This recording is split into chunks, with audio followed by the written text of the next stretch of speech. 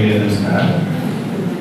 ಈ ಕಾರ್ಯಕ್ರಮದ ಉದ್ಘಾಟಕರಾಗಿ ಆಗಮಿಸಿರ್ತಕ್ಕಂಥ ಶ್ರೀಮತಿ ಪುಷ್ಪಲತಾ ಹಿರಿಯ ದಿವಾಣಿ ನ್ಯಾಯಾಧೀಶರು ರಾಮಚಂದ್ರ ಮತ್ತು ಈ ಕಾರ್ಯಕ್ರಮದ ಅಧ್ಯಕ್ಷತೆಯನ್ನು ವಹಿಸಿರ್ತಕ್ಕಂಥ ಪ್ರಾಂಶುಪಾಲರಾಗಿರ್ತಕ್ಕಂಥ ಡಿ ಜಾವರ್ ಮತ್ತು ಈ ಕಾರ್ಯಕ್ರಮದ ಮುಖ್ಯ ಅತಿಥಿಗಳಾಗಿರ್ತಕ್ಕಂಥ ಭಾಗ್ಯಶ್ರೀ ಮೇಡಮ್ ಅವರೇ ಮತ್ತು ವಕೀಲರ ಸಂಘದ ಅಧ್ಯಕ್ಷರಾಗಿರ್ತಕ್ಕಂಥ ಎಎಂ ಕವಿ ವಕೀಲರೇ ಮತ್ತು ಪೊಲೀಸ್ ಅಧಿಕಾರಿಗಳೇ ಮತ್ತು ಪಾಟೀಲ್ ಸರ್ ಅವರೇ ಖುದ್ದು ವಿದ್ಯಾರ್ಥಿನಿಯರೇ ಮತ್ತು ಎಲ್ಲ ಉಪನ್ಯಾಸಕರು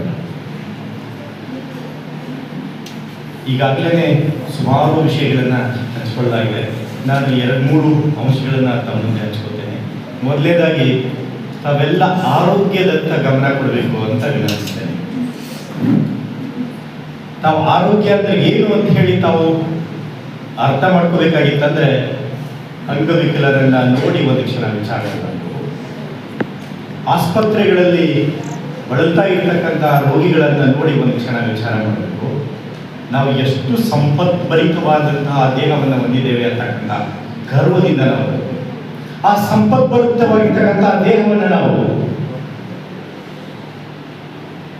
ಮುಪ್ಪಾವಸ್ಥೆ ಬಂದು ದೇಹ ವಿಲ ಒದ್ದಾಡಿದ ಸಮೇತ ಜೀವ ಹೋಗಿರಬಾರ್ದು, ಅಷ್ಟು ಗಟ್ಟಿಯಾಗಿ ನಾವು ದೇಹವನ್ನ ಉಳಿಸ್ಕೋಬೇಕು ಅಂತಕ್ಕಂಥ ಮನೋಬಲಕ್ಕೆ ನಾವೆಲ್ಲ ಬರಬೇಕಾಗ್ತದೆ.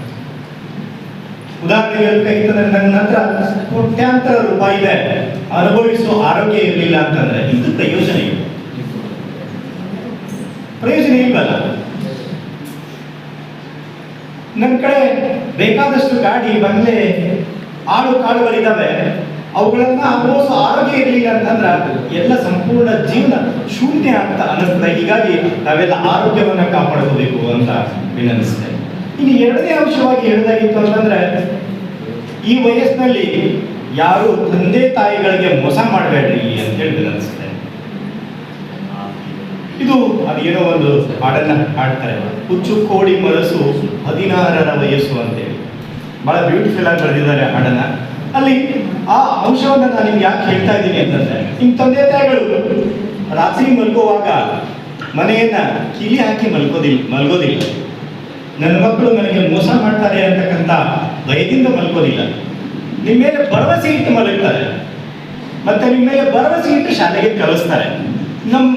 ಅವರು ಪಾಲಕರು ಹೇಗೆ ಅಂತಂದ್ರೆ, ನಮಗೆ ಸಿಗದೇ ಇರ್ತಕ್ಕಂಥ ಅವಕಾಶಗಳು ಮಕ್ಕಳಿಗೆಲ್ಲ ಸಿಗಲಿ, ನಾನು ಕಲಿದೇ ಇರ್ತಕ್ಕಂಥ ಶಿಕ್ಷಣವನ್ನು ಮಕ್ಕಳು ಕಲೀಲಿ ಅಂತ ಹೇಳಿ ನಿಮ್ಮ ಮೇಲೆ ಅತ್ಯಂತ ಭರವಸೆಯನ್ನು ಇಟ್ಟಿರ್ತಾರೆ. ಆ ಭರವಸೆಗೆ ಯಾವತ್ತೂ ಮೋಸ ಮಾಡಬೇಡ್ರಿ ಅಂತ ಹೇಳಿ ನಾನು ತಮ್ಮಲ್ಲಿ ವಿನಂತಿಸ್ತೇನೆ. ಮತ್ತೆ ನೋಡ್ರಿ, ನಿಮ್ ತಂದೆ ತಾಯಿಗಳು ಸರಿಯಾಗಿ ಬಟ್ಟೆ ಹಾಕೋತಾರೋ ಇಲ್ಲೋ ಗೊತ್ತಿಲ್ಲ, ಸರಿಯಾಗಿ ಚಪ್ಪಲಿಯನ್ನು ಹಾಕ್ತಾರೋ ಇಲ್ಲೋ ಗೊತ್ತಿಲ್ಲ. ಯಾವುದೋ ಸಭೆ ಸಮಾರಂಭಕ್ಕಂತೆ ಒಂದು ಜೊತೆ ಒಳ್ಳೆ ಬಟ್ಟೆ ಇರ್ತಾರೆ, ಅದು 4 ಕಡೆ ಹರಿದೋಗಿರ್ತದೆ, ಎಲ್ಲ ಹೊಲಸಾಗಿರ್ತದೆ. ಆದ್ರೆ ನಿಮ್ಮ ಬಟ್ಟೆಗಳು ಮಾತ್ರ ಪ್ರತಿನಿತ್ಯ ಸ್ವಚ್ಛವಾಗಿರ್ಬೇಕು, ನನ್ನ ಮಕ್ಕಳು ಎಲ್ಲರಿಗಿಂತ ಚೆನ್ನಾಗಿ ಕಾಣಬೇಕು ಅಂತ ಹೇಳಿ ಅಭಿಪ್ರಾಯ ಪಡ್ತಾರೆ. ಅಂದ್ರೆ ನಿಮ್ಮ ಶ್ರೇಯೋಭಿವೃದ್ಧಿಗಾಗಿನೇ ಅವರು ಶ್ರಮಿಸ್ತಾ ಇರ್ತಾರೆ. ಹೀಗಾಗಿ ಅವರಿಗೆ ಯಾವತ್ತೂ ಮೋಸ ಮಾಡಬೇಡ್ರಿ ಅಂತೇಳಿ ತಮ್ಮಲ್ಲಿ ವಿನಂತಿಸ್ತೇನೆ. ಮತ್ತೆ ತಾವು ಮಾಡೋ ತಪ್ಪುಗಳಿಗೆ ಪಾಲಕರು ಹೊಣೆ ಆಗದೆ ರೀತಿಯೊಳಗೆ ತಾವೆಲ್ಲ ಜಾಗೃತವಾಗಿ ನಡ್ಕೋಬೇಕು ಅಂತೇಳಿ ವಿನಂತಿಸ್ತೇನೆ. ಮತ್ತೆ ಈ ಕಲಿಯೋ ವಯಸ್ಸಿನಲ್ಲಿ ಯಾವತ್ತೂ ಮನಸ್ಸನ್ನ ಚಂಚಲತೆಗೆ ಎಡೆಮಾಡಿಕೊಡದೇನೆ ಬಾಬಾ ಸಾಹೇಬ್ ಅಂಬೇಡ್ಕರ್ ಅವರು ಬಹುಶಃ ಹುಟ್ಟದೇ ಇದ್ದಿದ್ರೆ ನೀವೆಲ್ಲ ಶಾಲೆಗೆ ಬರ್ತಾ ಇರಲಿಲ್ಲ.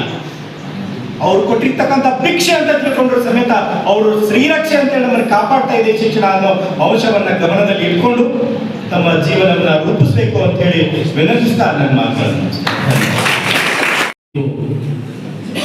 ಜೀವನ ರೂಪಿಸಬೇಕಾಗಿತ್ತಪ್ಪ ಅಂದ್ರೆ ಆ ಜೀವನಕ್ಕೆ ಆಧಾರವಾಗಿರ್ತಕ್ಕಂಥ ಮೌಲ್ಯಗಳನ್ನ ಮರೆಯಲಾಟ ಅಳವಡಿಸ್ಕೊಂಡು ಮನುಷ್ಯ ಜನ್ಮಕ್ಕೆ ಬಂದಿದ್ದಕ್ಕೂ ಸಾರ್ಥಕ ಅಂತಕ್ಕಂಥ ಮನೋಭಾವನೆಯನ್ನ ಹೊಂದತಕ್ಕಂಥ ಜೀವನವನ್ನ ರೂಪಿಸಿಕೊಡ್ರಿ ಅಂತಕ್ಕಂಥ ಜೀವನದ ಮೌಲ್ಯಗಳ ಬಗ್ಗೆ ಅರಿವನ್ನು ಮೂಡಿಸ್ತಕ್ಕಂಥ ನ್ಯಾಯವಾದಿಗಳಾಗಿರ್ತಕ್ಕಂಥ ಶ್ರೀ BM ನದಾಫ್ ಸರ್ ಅವರಿಗೆ ತುಂಬ ಹೃದಯದ ಅಭಿನಂದನೆಗಳು.